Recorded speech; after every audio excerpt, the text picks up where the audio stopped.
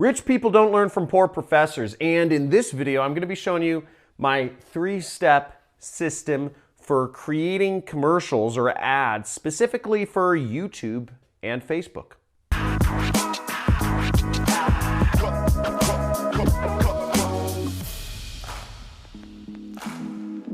So here in my ski chalet, I'm going to show you my 3 steps to creating a commercial for YouTube or Facebook advertising specifically. Sorry, I'm making fun of Tai Lopez, but seriously, here's the 3 steps that I do to create ads for YouTube. I spend just hundreds of thousands and millions of dollars between YouTube and Facebook advertising my products and other people's products and services as an affiliate marketer. Now, the 3 steps are simple. It's HSE, and I'm going to be going through each of these. So first, you want a hook, okay? That's the first thing, a hook, or what's also known as a pattern interrupt. Now, when I started this video, what I said was, rich people don't learn from poor professors. That's kind of like, I don't know, it's kind of like a new statement. In one of my other ads, I said, Jesus won't teach you how to be rich. And you want to basically tie together 2 different things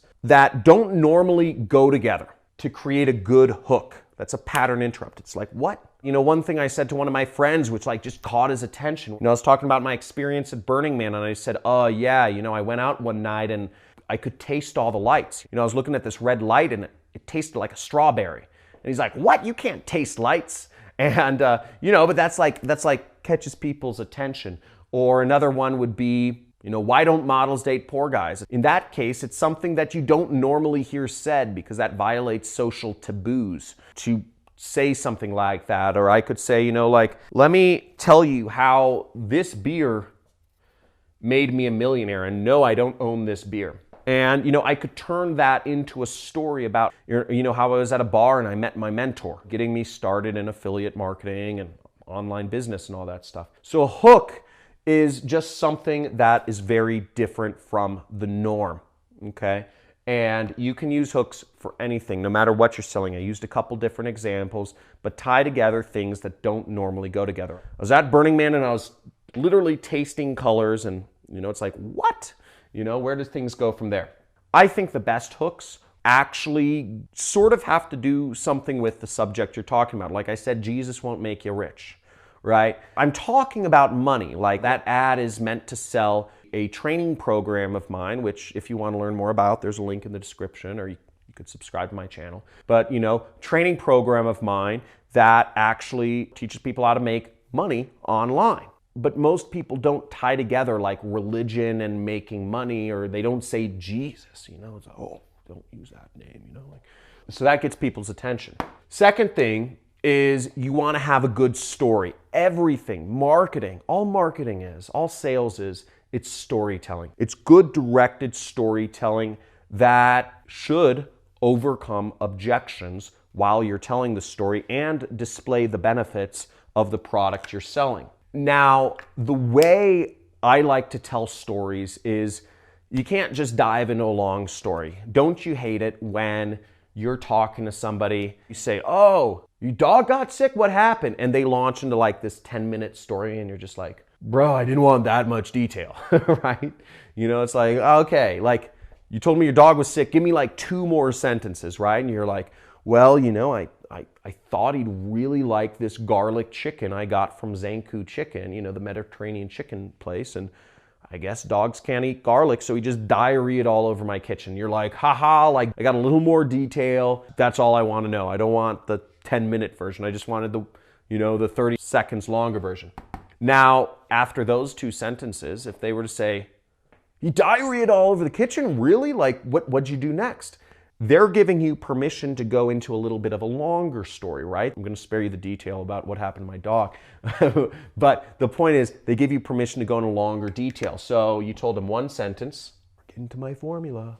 Told them 2 sentences, told them 4 sentences. And then what I like to do, let's say I tell the 4-sentence story, what you can do with a story, let's say that's about it, right? We're talking for a good YouTube or Facebook commercial, what you're talking about is you're talking about 2 to 3 minutes. Okay. Now on YouTube, you can go longer. You can go like 10 minutes. I say longer the better. But 2 to 3 minutes is a good baseline. Okay. Don't do it shorter. You're leaving money on the table. And I'll make up a story here. But basically my formula is tell them the story in 1 sentence. Then tell them the story in 2 sentences. Then tell them the story in 4 sentences. Summarize the story in 2 sentences. And then summarize the story in 1 sentence. Okay. With a call to action. And with both of these, you have what I call a CTA, meaning you're telling them what you want them to do. So let's make up a story here, okay? Let's make up an ad. Let's make up a story for selling you this marker. So I had the hardest time finding markers to do my training presentations on, but I came across this Magnum Sharpie I didn't know existed, and it has made people so much happier with my training presentations. It's awesome. Told you a story in 1 sentence. Let's go into the story in 2 sentences.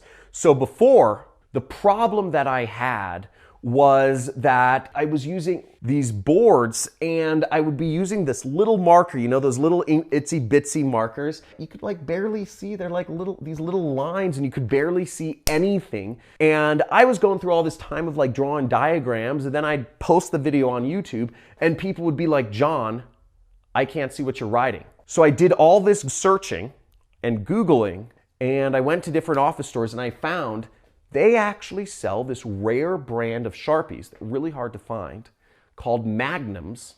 And they're these huge monster thing. I call them man markers. And you can write big and people can understand them. Told the story in 2 sentences. Now, if I were to go further, I would tell the story in 4 sentences. So, you know, when I was writing small, it was hard for people to understand. And I felt like my markers were holding back me conveying information to my audience to help train them in something that's very important, which is learning how to start their internet business. When I started using these big markers, it completely changed around how I was able to teach, and it allowed people to actually get the information I was trying to convey. Since then, I've been able to get success story after success story. I have more subscribers on my YouTube channel than ever, and it's growing by hundreds a day. And not only that, but I'm also seeing success stories coming from my students saying, I was able to learn. The fact that I'm able to learn for free from mentors like you in such an easy to understand ways changed my life forever. Thank you, John. And that brightens up my day. Told it in 4 sentences. Now I'll summarize in 2 sentences. So if you want to learn not only how you can use a better marker, but if you want to learn how to train better, I suggest you subscribe to my channel and check out the videos. Then I'll summarize in 1 sentence. Subscribe to my channel and you'll get more easy to understand diagrams and information and training of how to start your online business. So I just told a big story there. Sorry for the long-windedness, but that was 10 sentences, okay? That would be a 2 to 3 minute ad if I was to chunk that down. You can follow the same format to tell any story. Use a hook and tell a story like that, and you can convey a message with a strong call to action that makes sense. 1, 2, 4, 2, 1. Now what I do if I want to make it longer is I will actually do 1, 2, 4, 16, 4, 2, 1, and I'll just do a much longer story. I kind of ramp it up in between, but I hope that makes sense. Let's get on to the last thing. The last thing of doing a good commercial is editing.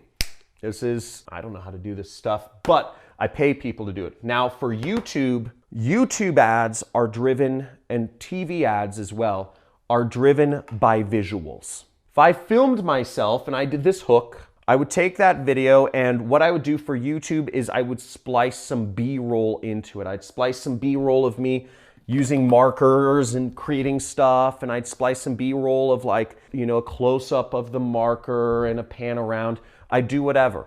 I'd add in some B-roll of some cool stuff. The visuals is what drives YouTube users because they're watching the ad and they're listening. They're hearing your language while you're talking through the ad, but they want to be visually engaged as well. The way Facebook ads need to be edited, again, you're working with a square. That's what shows up on Facebook. It's a square. It's not that rectangle which shows up on YouTube. You're watching a rectangle right now. But on Facebook, if you're doing an ad for Facebook, it's driven by not so much the visuals, but you need to be throwing words in people's faces. Most people, 84% of people, are watching Facebook ads without any audio on. They're kind of sitting there and they're looking at their ad, maybe they see the video, and they're kind of saying, oh, I don't want to click the button because if I click the button for sound, then I'm like invested in the ad. Most people use Facebook like when they're doing other things. Most people are not listening to your ad. That's why you need words flying in people's faces. You need to show people, why a marker changed my life, or something like that. That will get people's attention on Facebook. Here's my story. And then it's like the marker. People want those words flying in their face because they don't want to actually have to listen on Facebook to what the video is saying. So that's how you edit an ad for Facebook and YouTube. Ugh! That is good information. That's stuff I haven't told anybody yet, and this is a whole new world, this video advertising stuff. Now, if you got something from this, give me a big like and put a comment in there and let me know what was the most useful. Was it learning about the hook and the pattern interrupt? Was it learning about the story? Or was it learning about the editing? This is new stuff. Nobody's talking about this, and I hope you're getting a ton of value from this, because if you are, subscribe to my channel, hit that bell so you can see what new videos I come out with. I'm always coming out with new videos on a daily basis about how you can create an online business and make money doing so. So look forward to seeing you in my next video.